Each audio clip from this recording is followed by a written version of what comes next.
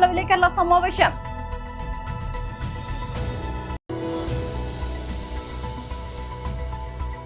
తాడేపల్లిలో వైఎస్ఆర్సీపీ అధ్యక్షులు YS Jagan press meet.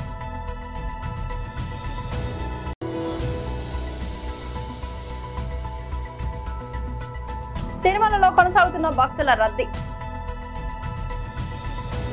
Telangana భవన్లో బీఆర్ఎస్ నేతల విలేకరుల సమావేశం. వెంటనే స్పందించాల్సిన అవసరం ఉండే. ఒక హోంశాఖ మంత్రిగా, ఒక విద్యాశాఖ మంత్రిగా వెంటనే ఇక్కడున్న అధికారులను నాకు రిపోర్ట్ పంపండి అని ఆదేశాలు ఇచ్చి తగు చర్య తీసుకోవాలి, కఠినమైన చర్య తీసుకోవాలని చెప్పి త్వరితగతిన ఆ కేసును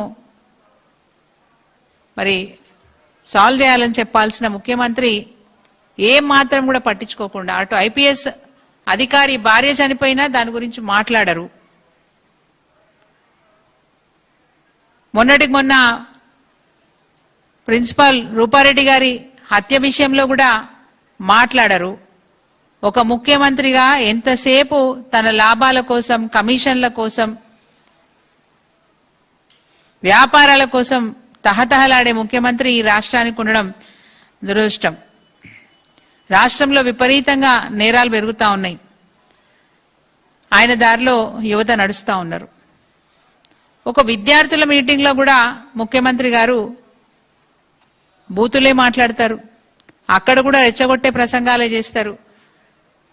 ఎక్కడ సమావేశాలు పెట్టినా యువతను రెచ్చగొట్టే విధంగా మాట్లాడడం. ముఖ్యంగా ఈ మధ్యనే మనం చూసినాం, 100 కోట్ల విలువైనటువంటి డ్రగ్స్ ఈ రాష్ట్రంలో దొరికినాయి. ఇతర రాష్ట్రాల పోలీస్ వాళ్ళు వచ్చి మన రాష్ట్రంలో 100 కోట్ల విలువ చేసే డ్రగ్స్ ఇక్కడ దొరికినాయి. అంటే గంజాయి విపరీతంగా ఈ రాష్ట్రంలో విపరీతంగా వ్యాపారం జరుగుతూ ఉంటే కూడా హోంశాఖ మంత్రి, స్వయాన ముఖ్యమంత్రి ఒక్కనాడు కూడా సమీక్ష పెట్టి ఒక్కరోజు కూడా మరి ఆ మాఫియాని అడ్డుకోవడానికి, గంజాయి వ్యాపారాల్ని అడ్డుకోవడానికి, పిల్లల్ని కాపాడడానికి ఒక్కరోజంటే ఒక్కరోజు సమీక్ష పెట్టిన పాపాన పోలేదు ఇక్కడున్న ముఖ్యమంత్రి గారు. ఎక్క సవాలు పెట్టినా యువత మీద, యువతలో ఒక ఆక్రోశాన్ని నింపడానికి రెచ్చగొట్టే ప్రసంగాలు చేశారు తప్ప ఒక్క మంచి మాట కూడా చెప్పిన పాపాన పోలేదు. ఒక్కసారి తప్పు జరిగితే వెంటనే దాని మీద సమీక్ష చేసి మళ్ళొక్కసారి తప్పు జరగకుండా చూసే బాధ్యత ముఖ్యమంత్రి తీసుకోవాల్సిన అవసరం ఉంటుంది. కానీ అవి ఏం పట్టం ఆయనకి. ఎంతసేపు కమిషన్లు కావాలి, ప్రజల్ని ఇబ్బంది పెట్టాలి.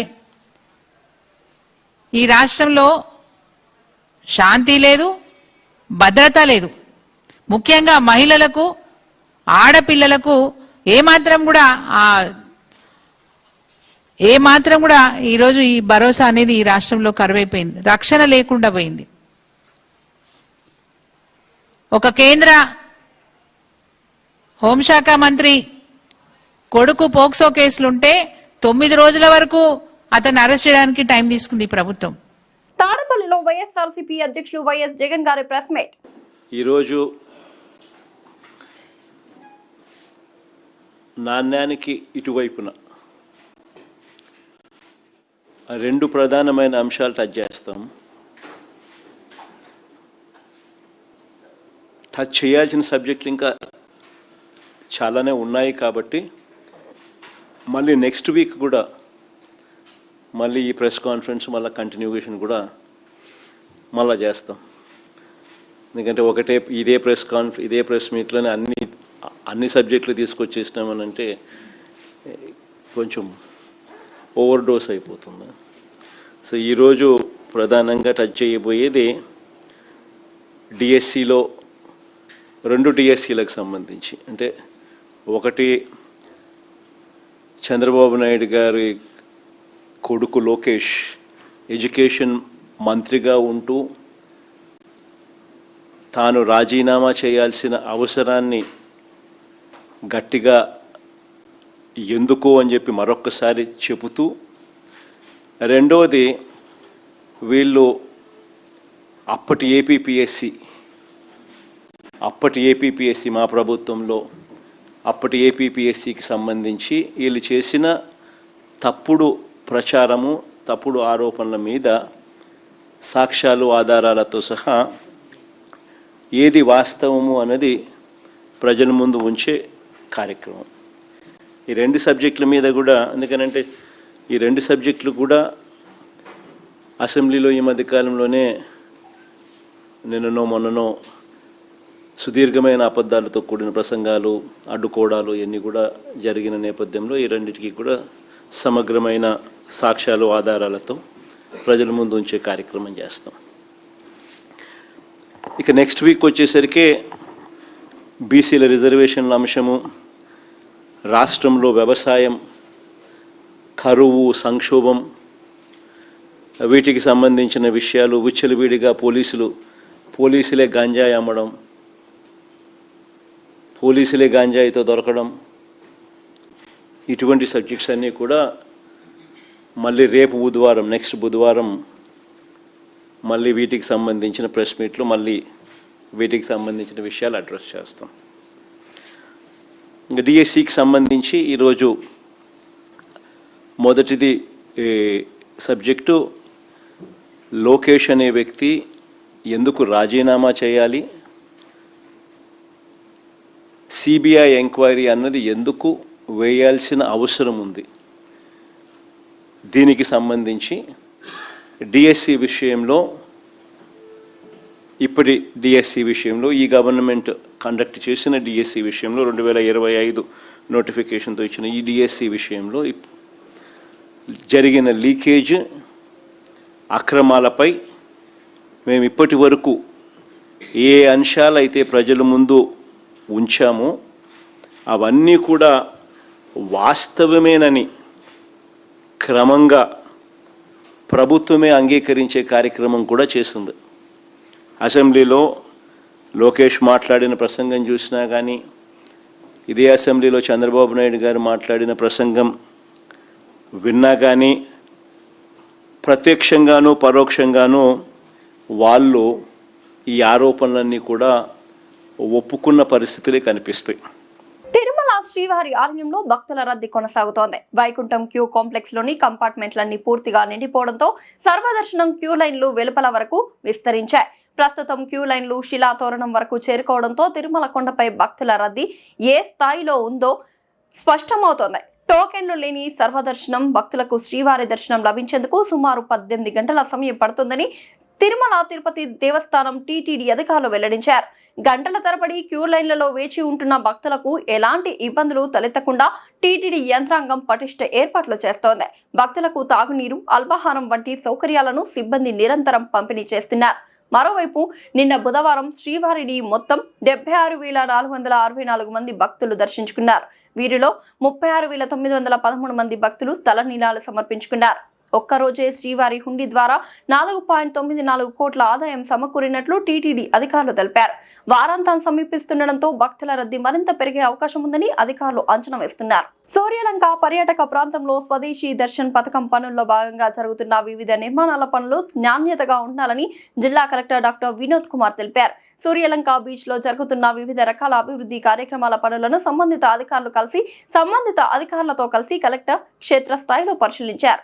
ఈ సందర్భంగా జిల్లా కలెక్టర్ మాట్లాడుతూ సూర్యలంక పర్యాటక ప్రాంతంలో స్వదేశీ దర్శన్ పథకం పనుల్లో భాగంగా జరుగుతున్న వివిధ నిర్మాణాల పనులు నాణ్యతగా ఉండాలని, నిర్మాణ పనుల పురోగతిని పరిశీలించి కలెక్టర్ కాంట్రాక్టర్లకు పలు సూచనలు చేశారు. నిర్ణీత గడువులోగా పనులను పూర్తి చేయడంతో పాటు నిర్దేశించిన నాణ్యత ప్రమాణాలను తప్పనిసరిగా పాటించాలని ఆదేశించారు. నిర్మాణాల్లో నాణ్యత విషయంలో ఎట్టి పరిస్థితుల్లోనూ రాజీ పడరాదని స్పష్టం చేశారు.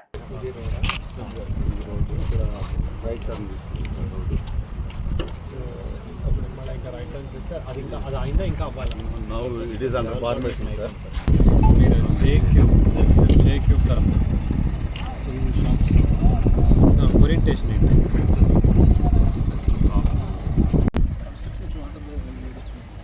కన్స్ట్రక్షన్ మీకు ఐడెంటిఫై చేసి చెప్పగలరు.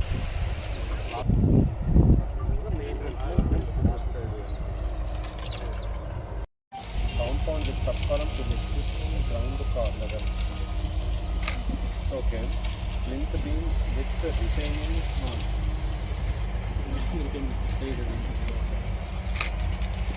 subsegment of that compound wall.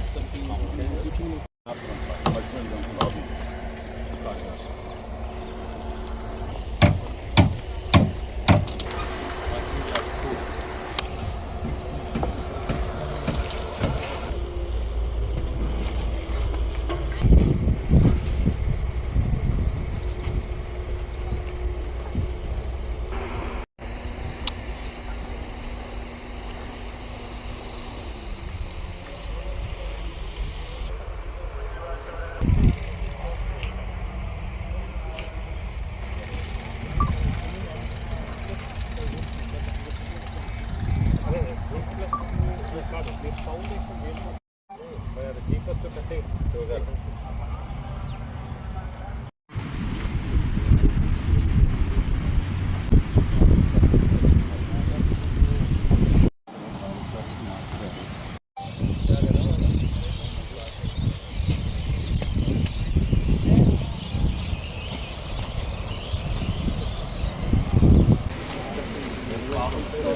Elevation in the final stage of the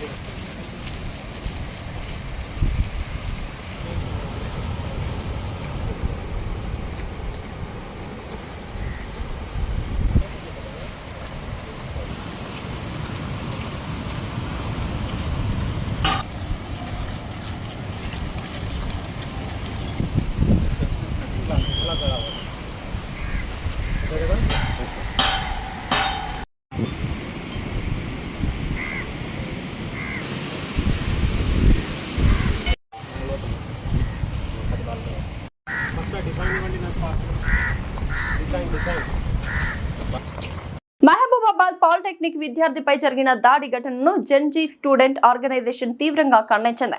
ఈ మేరకు ఉస్మానియా యూనివర్సిటీలోని ఆర్ట్స్ కళాశాల వద్ద విలేకరుల సమావేశం నిర్వహించి మాట్లాడారు. విద్యార్థులపై అనుచితంగా ప్రవర్తించారనే ఆరోపణలు ఎదుర్కొంటున్న సిఐ రఘుపతి రెడ్డిపై ప్రభుత్వం వెంటనే సమగ్ర విచారణ చేపట్టి విచారణ పూర్తయ్యే వరకు సస్పెండ్ చేయాలని సంస్థ ఫౌండర్ శివాజీ డిమాండ్ చేశారు.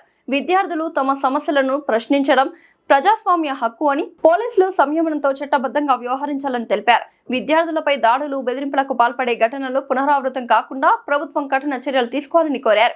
విద్యార్థులకు నాణ్యమైన విద్యా ఫీజుల నియంత్రణ, ఫీజు రియంబర్స్మెంట్, ఉపాధి అవకాశాలు, హాస్టల్ సమస్యలు, స్కాలర్షిప్ల వంటి అంశాల పరిష్కారం కోసం తమ పోరాటం కొనసాగుతుందని శివాజీ తెలిపారు. ఈ సమస్యలపై ఈ నెల 30న నిర్వహించనున్న భారీ విద్యార్థి సభకు రాష్ట్ర వ్యాప్తంగా విద్యార్థులు, యువత పెద్ద సంఖ్యలో హాజరై విజయవంతం చేయాలని పిలుపునిచ్చారు.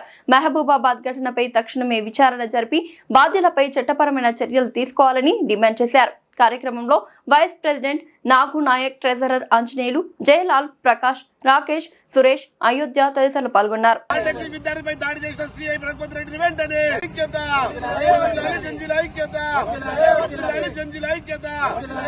విడుదల చేయాలి. ఫీజు రియంబర్స్మెంట్స్ వెంటనే సక్సెస్ చేయాలి. సభను విజయవంతంగా సక్సెస్ చేయాలి. 30న జరుగు విజయవంత సభను సక్సెస్ చేయాలి. బహిరంగ సభను జయప్రదం చేయండి. Gen Z student organisation founder cum ప్రెసిడెంట్ని ఈరోజు ఉస్మానియా యూనివర్సిటీ వేదికగా విలేకరుల సమావేశం నిర్వహించడం జరిగింది. అందులో భాగంగా రేపు 30వ తారీఖు నాడు జెన్జీస్ తెలంగాణ నిర్వహించబోయే భారీ బహిరంగ సభకు తెలంగాణలో ఉన్నటువంటి జెన్జీలు అందరూ తరలి వచ్చి సభను విజయవంతం చేయాల్సిందిగా కోరుచున్నాము. అదే రకంగా విద్యారంగ సమస్యలపై విద్యార్థులపై చూపుతున్నటువంటి నిర్లక్ష్య ధోరణిని నిరసిస్తూ 30వ తారీఖు నాడు జరగబోయే బహిరంగ సభకు విజయవంతం చేయాలని కోరుచున్నాము. అదేవిధంగా మేధావులు, కళాకారులు, కవులు మేము 30న నిర్వహించబోయే సభకు అందరూ సహకరించాలని ఈ సందర్భంగా కోరుచున్నాము. ఇదే రకంగా తెలంగాణలో నిన్న మహబూబాబాద్లో సిఐ రఘుపతి రెడ్డి అని సిఐ తెలంగాణలో ఉన్నటువంటి ఒక పాలిటెక్నిక్ విద్యార్థిపై గొంతు పిసిగి భయభ్రాంతులకు గురి చేయడం వల్ల ఆయన చాలా తీవ్ర ఆందోళనకు లోనవడం జరిగింది. దానికి బాధ్యత వహిస్తూ రఘుపతి రెడ్డి సిఐ ఎమ్మటే ప్రభుత్వం అతన్ని సస్పెండ్ చేయాలని ఈరోజు జెన్జీ ఉస్మానియా యూనివర్సిటీ తరఫున పిలిపిస్తున్నాము. అతనికి సస్పెండ్ చేయని పక్షంలో భారీ ఎత్తున తెలంగాణ వ్యాప్తంగా ధర్నాలకు పిలిపిస్తామని ఈ సందర్భంగా ఉస్మానియా యూనివర్సిటీ వేదికగా అతన్ని హెచ్చరిస్తా ఉన్నాము. ప్రభుత్వం వెంబటే స్పందించి అతనికి తక్షణమే విధుల నుంచి తొలగించాలని డిమాండ్ చేస్తున్నాము. ఉస్మానియా ఆర్ట్స్ కాలేజ్ ముందు జెన్జీ స్టూడెంట్ ఆర్గనైజేషన్ ఆధ్వర్యంలో విలేకరుల సమావేశం నిర్వహించడం జరిగింది. ఈ యొక్క ఉద్దేశం ఏంటంటే రేపు 30వ తారీఖు నాడు జెన్జీ స్టూడెంట్ ఆర్గనైజేషన్ ఆధ్వర్యంలో ఈ యొక్క ఆర్ట్స్ కాలేజ్ ముందు బహిరంగ సభ నిర్వహించడం జరుగుతుంది. ఈ దేనికోసం అంటే ఈ యొక్క బహిరంగ సభ ఈ కేంద్ర రాష్ట్ర ప్రభుత్వాలు అధికారంలో రాకముందు విద్యారంగ సమస్యల మీద ఎన్నైతే హామీలు ఇచ్చాయో ఆ హామీలను ఇంప్లిమెంట్ చేయాలని చెప్పేసి ఈ యొక్క జెన్జీ స్టూడెంట్ ఆర్గనైజేషన్ లో బహిరంగ సభ నిర్వహించడం జరుగుతుంది. అదేవిధంగా విద్యా హక్కు చట్టాన్ని పకడ్బందీగా అమలు చేయాలి. పెండింగ్ లో ఉన్నటువంటి స్కాలర్షిప్లు, ఫీజు రియంబర్స్మెంట్స్ విడుదల చేయాలి. స్థానిక సంఘ ప్రైవేట్ రంగాలలో 75% రిజర్వేషన్లు కల్పించాలని చెప్పేసి హాస్టళ్లకు సొంత భవనాలు ఏర్పాటు చేయాలని చెప్పేసి విద్యారంగ సమస్యల మీద చాలా యూనివర్సిటీలలో వీసీలు లేక రిజిస్టర్లు లేక చాలా ఇబ్బందులు అవుతున్నారు. స్థానికంగా రిజర్వేషన్ కల్పించాలని చెప్పేసి ఈ జంజీ స్టూడెంట్ ఆర్గనైజేషన్ ఆధ్వర్యంలో రేపు 30వ తారీఖు నాడు ఇదే ఆర్ట్స్ కాలేజ్ వేదికగా బహిరంగ సభ నిర్వహిస్తున్నాం. దీనికి కవులు, కళాకారులు, మేధావులు, విద్యారంగ వీళ్ళందరూ కూడా సపోర్ట్ చేసి ఈ యొక్క కార్యక్రమానికి విజయవంతం చేయాల్సిగా కోరుతున్నాము. మీడియా మిత్రులకు ప్రత్యేక ధన్యవాదాలు తెలుపుతున్నాము.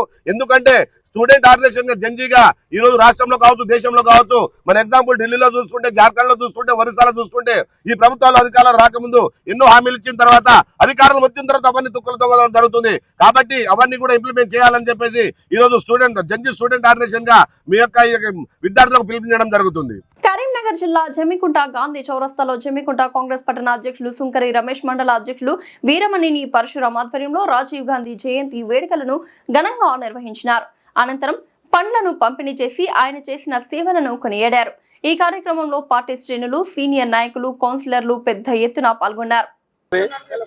రాజీవ్ గాంధీ గారి జయంతి సందర్భంగా ఈరోజు జమ్మికుంట పట్టణం లోపల మరి మా పట్టణ అధ్యక్షుడు సోదరు రమేష్, మరి మండల అధ్యక్షుడు పరశురాములు గారు, మరి వీరి ఆధ్వర్యంలో మా నాయకులు, మా కౌన్సిలర్లు, మా సీనియర్ లీడర్లు, మా సతీష్ రెడ్డి అందరూ పేరు పేరున అందరి ఆధ్వర్యం లోపల మా మహిళా సోదరుమణి భాగ్య అందరి ఆధ్వర్యం లోపల ఈరోజు జయంతి వేడుకలు ఘనంగా జరుపుకోవడం జరిగింది.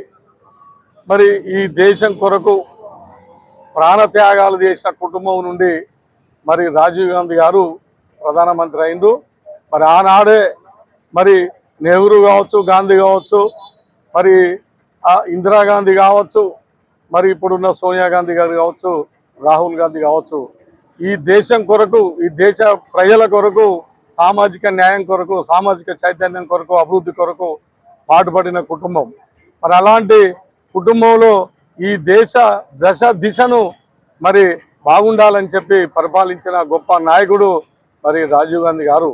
మరి వారి జయంతి వేడుకలు మరి ఈరోజు జరుపుకోవడం ఎంతో ఆనందకరంగా ఉంది. మరి వారి ఆశయాలు ముందు పోవాలి అంటే తప్పకుండా మనం రాబోయే రోజులలో మరి రాహుల్ గాంధీ గారిని ఈ దేశ ప్రధాని చేసినప్పుడే మరి ఆశయాలన్నీ సిద్ధి అయితే మరి అమలైతే అని చెప్పి సందర్భంగా నేను తెలియజేస్తా ఉన్నా. తప్పకుండా ఈ యొక్క కాంగ్రెస్ పార్టీ నాయకులు, కార్యకర్తలు, ప్రజలందరూ కూడా తప్పకుండా రాబోయే రోజులలో రాహుల్ గాంధీ గారిని ప్రధానమంత్రి చేసుకొని వారి ఆశయాలు అమలయ్యే విధంగా మరి మరొకసారి ఈ దేశానికి మళ్ళీ తిరిగి మరి పూర్వభయం వచ్చే విధంగా, న్యాయం జరిగే విధంగా ఉండాలని చెప్పి నేను మనస్ఫూర్తిగా కోరుతూ ఈ చక్కటి అవకాశం కల్పించిన మన నిర్వాహకులకు హృదయపూర్వక కృతజ్ఞత తెలియజేస్తా ఉన్నాను. జై కాంగ్రెస్, జై ప్రణవ్. ఈరోజు మన రాజీవ్ గాంధీ, మాజీ ప్రధానమంత్రి రాజీవ్ గాంధీ జయంతి సందర్భంగా మరియు జమ్మికుంట పట్టణ మండల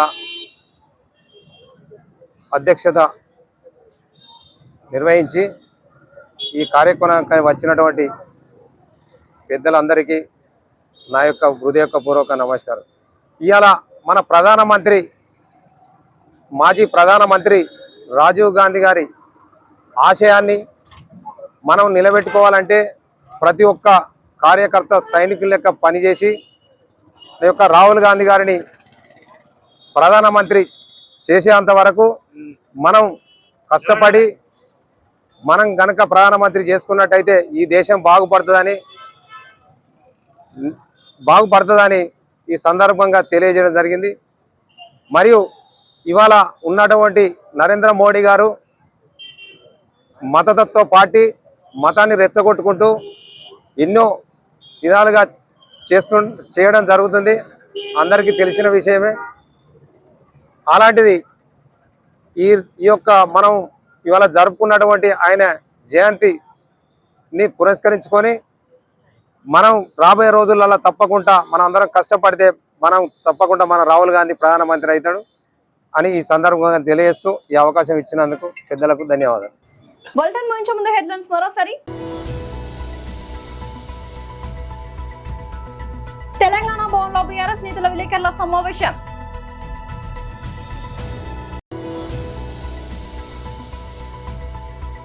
తాడేపల్లిలో వైఎస్ఆర్సీపీ అధ్యక్షులు వైఎస్ జగన్ ప్రెస్ మీట్.